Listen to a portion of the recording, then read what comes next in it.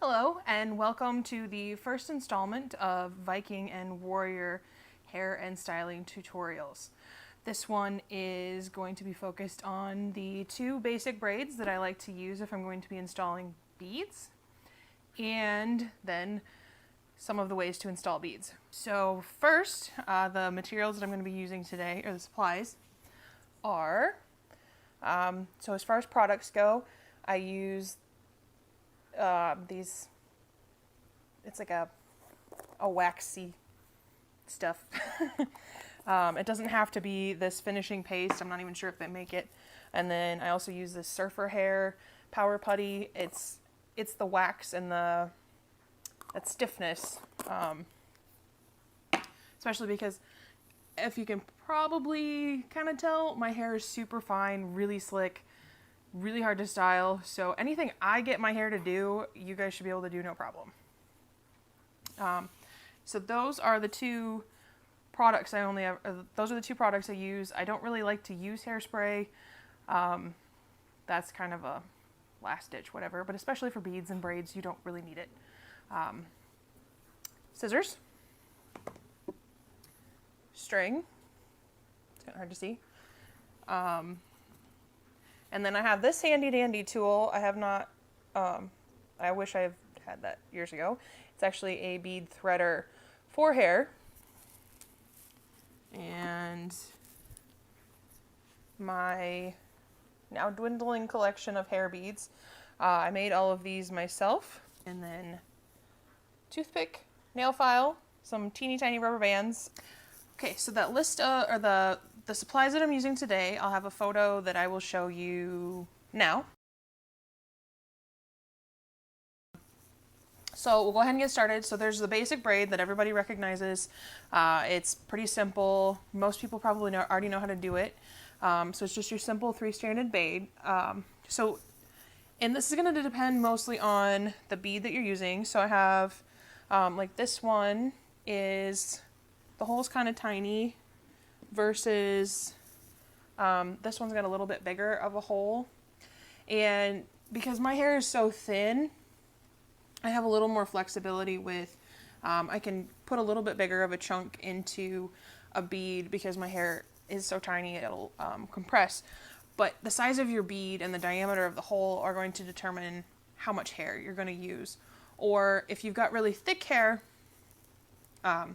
you might actually only end up using like a partial, doing a mid braid install, which we will get to. In the next video, we'll get to how to install a braid or a bead in the middle of a braid or a twist. This one is just your super basic, just to get everybody covered, get everybody going. So for this first one, I'm gonna go ahead and plan on using my Burkana bead. And so it's got that small hole, and I'll just use a little chunk of my hair. So for that 3-strand braid, so for me, on a lot of normal people, this would still be like, this would be too much hair. But my hair is so fine that I have to grab a pretty good chunk of it to even have something to put in a braid or into a bead. So then you'll split it into 3 sections. And depending on your comfort, your dexterity, and your preference, you can either go under and take the strands of hair towards your head, like this. So for me, that would be a super fast way to do it, is to move the hair towards my head. Or the other way you can do it is to go, and it'll undo it, but I'll just go back and undo it. To break it into those same 3 strands. And it really doesn't have to be precise. And that's kind of the beautiful thing about the Viking and the Warrior inspired hair, is if it's kind of messy, it actually looks better. You don't want it to look perfect. You don't want it to be completely symmetrical, because then it just doesn't quite look right. It doesn't look like the aesthetic that a lot of us are going for. So, which is probably why I love it so much. So you take hair. I don't normally have nails this long, so this is a little bit of it's slowing me down, which is probably good for you guys. So then going over on top like this, and you're just always moving the outside to the middle. And so, and it'll just depend, you'll eventually figure out ways to, like what works for your hands. As you can tell, this is like way slower for me for some reason than going under or like Dutch style. So that's how I kind of differentiate it. Dutch style is like going under, French is more going over. So then I'll just keep braiding, but you just keep moving outside to inside and you alternate sides. So like face to the middle, back of head to the middle, face to the middle, back of head to the middle, and you just keep going. And you'll have this nice little braid. I'm going to try and, there we go. All right. And I'm not going to finish it, so when it comes to these braids, you can, one of two ways. If your hair is, and I completely forgot to use product. So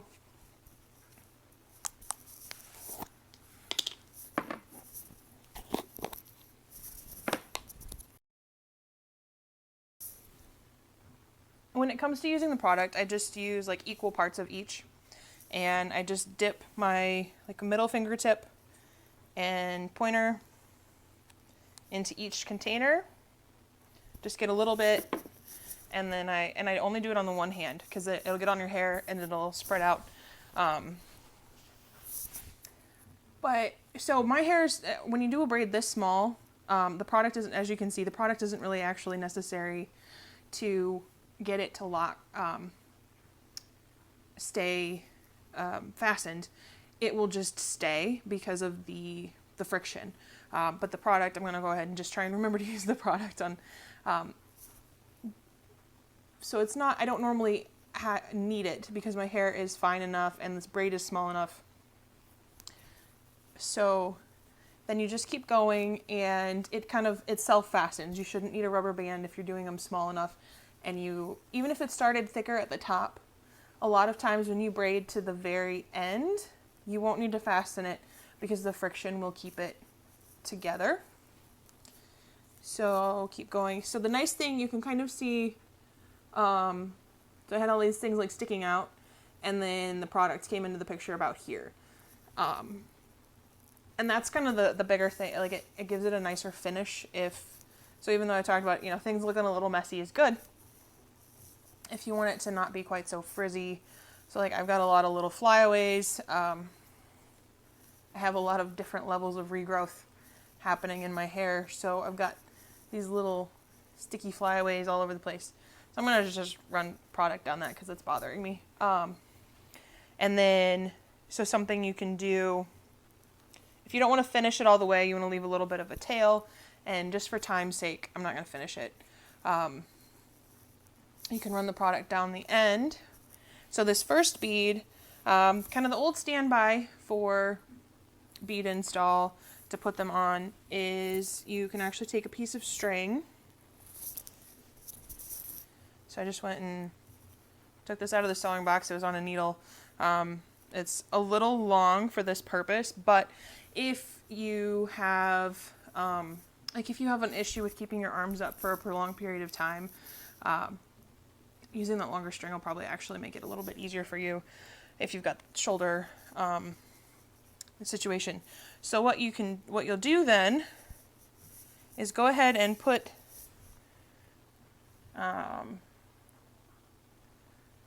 so the bead is threaded, just pull it through just a little bit, and then go ahead and take your open end, grab your braid, hopefully just your braid, and thread that through.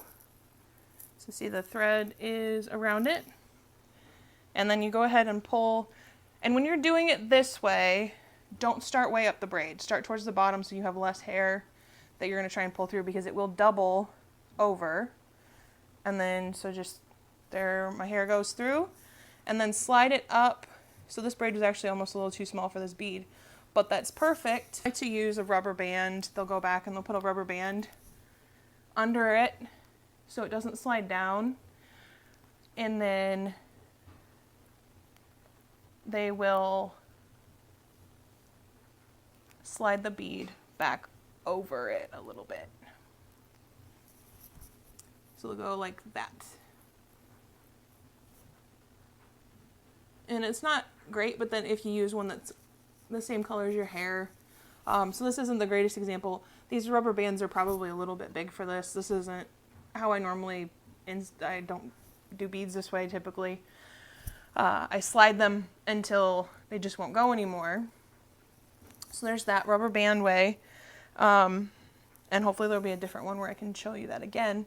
But then this one is actually a good candidate for, so some places where you can get beads, they also list Bead Key. So this is a do-it-yourself at-home version. You got your toothpick, your scissors, cut a little bit of that toothpick off, depending on how much space you've got there and what kind of toothpick you've got. These are kind of fancy and a little thick. So then you'll take that nail file and get rid of your rough edges so it doesn't pull or tear at your hair. And the nice thing is this is it's a super cheap and likely convenient way to do a bead key if you don't want to, if you've already got some beads and you just want to have a bead key. So then you put that on the back side so it's not visible. You're going to just slip that, you're going to put the bead up further than you want it, put the bead key in the little hole. And again, my nails are longer than I'm used to, so it's a little bit of a challenge for me. And then you slide the bead back down over that key. And it should, I don't know where, oh, okay, so I think the key is still in there, and so it's actually, it feels a little more snug now. But that's a way you play around with the toothpick and the size. So that's a way you can do a homemade bead key, is just take a little bit off a toothpick and put it in there. But the thing with that is that you want to make sure you put your braid or your bead up further they're going to use it, and then slide the bead back down over the key and your braid. Same with the rubber band. So then this is where the product is actually really necessary, is we're going to move on to the twist. This one is this is my preferred because it's faster and it's less complicated, I think, but it also looks really nice. Not that this one, like this is fine. I'm going to backstep. So I'm going to put a second bead on this one because it's so tiny. I want to utilize it. So I've got this other bead here. And so what you'll do is you thread this feeder. You thread the feeder through the bead. So this is a lot like the string, but you don't have to try and keep track of the string. And then you will feed your braid through this hole. So the nice thing is that the bead just kind of fell down there. I don't have to try and hold on to the bead too. And push the bead back up here, feed it through. So this is kind of like that topsy-turvy tool, if any of you ever did the topsy-turvy hair. And this bead actually has a crack in it, so it kind of slides a little more than it should. But it was just one for giving you the example of how to use this guy. It's a super simple little tool. I found it just digging around on the internet. It's the same place I have some, like, they're clamps. They look like beads, but they actually open, and I put them on the outside of my hair rather than trying to do a bead. So when I do like competition hair and I want to cover up a hair tie, I will put that over my hair tie later. They sell these. So now the twist. And this is kind of a big guy. So I'm going to grab a little bit more hair than I did here. Grab a good chunk. as you can, or like, and figure out about what you think will fit through there. And then for the twist, definitely get some product on your hand. This is another one though, the way that it is, the friction should keep it. But because my hair is so fine, and a lot of times when I'm doing my hair like this, it's actually, I'm about to go throw or compete or do something where I'm going to be really, really active. So it's more just having that safety or that backup of knowing that my twists are going to stay for me. So like if some of you do like reenactments or LARPing, this would be kind of an important, using this wax would be important, or like the fire dancer. These are water-based products. They shouldn't be flammable at all. So they should help with keeping the flyaways, helping tame everything so you can keep your hair looking fierce, but also not on fire or in your face or whatever you need to do. So with the twist, you'll see here, I am taking one, so it's just a 2-piece. Take one, I'm twisting it towards my face, but then it's going back towards the back of my head. And this is the key with this, is that you need to be twisting them together opposite of how you're twisting them individually. So I'm always twisting individually towards my face and then backwards together. Towards my face, back, towards my face, back, towards my face, back. And you can do this, I like to alternate just for not being too symmetrical. So that, or like I like to alternate. That's just me. I like to alternate. So I'll just keep going. But the nice thing is look how fast this is working up versus that braid, that 3-stranded braid. And once you get it down, I'll try and slow down a little bit. It's just a nice little twist, twist, twist, twist. I used to, when I was coaching track and field on the school buses, I wouldn't worry about doing my hair before we went to the track meets. I would actually do my hair on the way. And this is a nice way to kind of help get myself calmed down from whatever I was doing the rest of the day and get into coaching mode, as I would sit there and twist my hair together. So if you like to fidget, this is a nice way to add a little character to your hair and add a little warrior and Viking to your hair while fidgeting. So, and this is one, so I still have just that little bit of product on my hands, but you can see it's a lot less frizzy than the braid was because I used that product. And then you just keep twisting until the very end, and it doesn't need much, but this friction again will keep it, that's how it'll fasten. You can throw a rubber band on it if you really want to. I've done some competitions where I did a bunch of twists and braids, and then instead of putting my hair back in a bun, so a lot of times we'll do like a faux hawk, and then I will do some buns down the back of my head, and so then the ends are nice and secured inside those buns. But there was one I did where I did a series of ponytails and my hair was loose, and I didn't fasten the ends, and I had 10 beads when I started the day. I think I only had 6 when I finished, and these are all handmade beads that I did myself, chose the runes, burned the runes in. So I was really disappointed in myself that day. So if these are things that you want to, like, that are really special to you, go ahead and throw on that extra reassurance of throwing on that extra rubber band at the end, or really fine-tuning the bead key, or get yourself the teeny tiny, these are like braiding rubber bands. They're not super tiny. You could even probably get like the orthodontic rubber bands to slip under there if you wanted to. So that twist is ready, and it's kind of it's a big honker next to the little braid. So some people had asked for using a rubber band to install. I don't really use that way because I think it's a lot more fidgety. I like using the string, but I'm sorry, I'm doing that off camera. So all you do is, so I've got the little braiding rubber band, and I started feeding it through just a little bit, and then feed the braid through just like you did. So it's no different than the bead feeder or the string. And So feeding the hair through, and then feeding the rubber band through. Okay, and so I'm feeding that through. There it is on the other side. Pull through and slide it up. So this one, you can see it starts to like slow down. So this is the other reason I prefer twists. The braids, they're like straight along the side and they taper down. The twists have all of this wonderful big curvy texture. Do you see how it's kind of, it slows down, but then it also like steps up. So then right there, that actually feels really secure and like it's not going to go anywhere.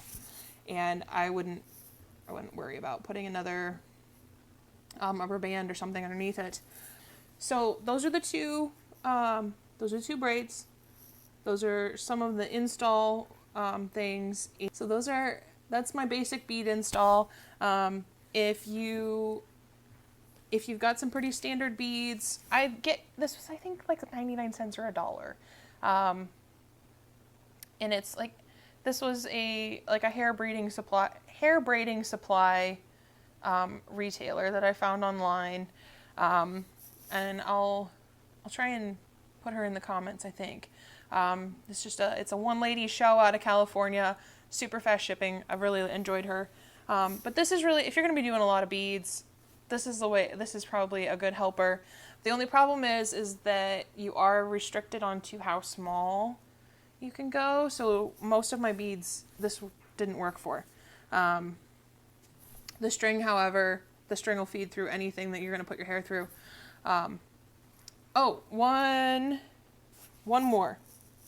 So let's say you don't want to do this. You just want to put a bead in your hair or your beard.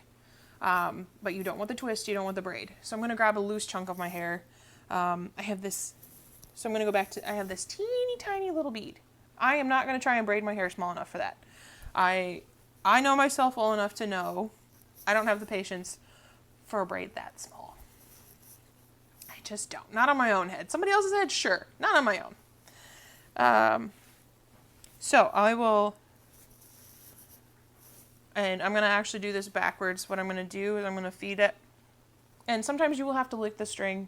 I forgot to mention that. You might have to wet the string so that it feeds through well, just like you're threading a needle. Okay. All right. See if you can. So, there we go. Come on. And there's the string, so I'm going to pull it through just a little bit. And then I'm going to grab a smaller chunk of my hair and open up that string again. So this is where having this really nice long piece of string is actually handy, because I don't lose a hand in the process. Because I know a lot of you are going to want to do your hair on your own, or you just don't have friends accessible who want to do this kind of stuff. Although I'm guessing a lot of you have friends who are a similar kind of weird, who probably wouldn't mind hanging out to do Viking hair together. Okay, so it's in there. It's kind of floofy, so this will be interesting. But then you just go ahead and pull that string, pull the hair through, and slip your bead up. And that, actually, I could have done a little bit more hair, but it's in there. So you could do it loose too. That'd be a way for like you bearded people, and do a little bit more hair. And that's the nice thing, is I can just go back and add a little bit more. It's not a big deal. So there we go. Thank you. And next time I'm going to teach you how to do the snake braid, and how to do a scalp braid or a cornrow. I'm not really sure the more like generalized term for it, other than I know it as a cornrow braid, the teeny tiny little French or Dutch braid against your scalp. And then we'll be doing a mid braid install on a free hanging braid and braid or twist, and a mid braid install on like that scalp braid. So I hope you enjoyed. Please give me some comments on what more you would like to see and learn in the future. If I don't know how to do it, I will learn how to do it so I can show you. And that's all. Thanks.